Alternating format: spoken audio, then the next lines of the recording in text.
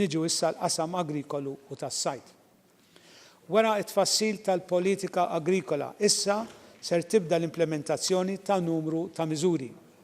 Fosthom, irridu nkomplu nippromovu il-prodott Malti bħala wieħed ta' kwalità u ninvestu aktar fiċ-ċentru għar-riċerka dwar il-vitikoltura li għandna fil-Buskett.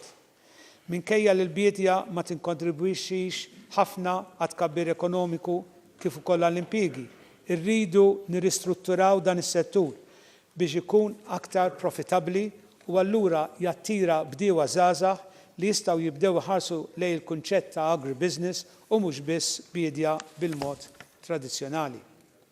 Fis-settur tas-sajd, fil-waqt li nkomplu naqsu l-piżijiet amministrattivi għas-sajjieda, ser ninvestu fit-titjib ta' ċentru tal-akwakultura f'San Żuċċan u anke se jiġi żviluppat control hub ġdid fil-Marsa.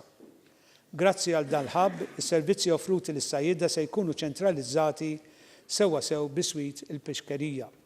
Il-Gvern għandu wkoll ħsieb li jniedi skema sabiex jiġi restawrati id-dgħajjes tas-sajd tal-injam li għandhom iktar minn 20 sena.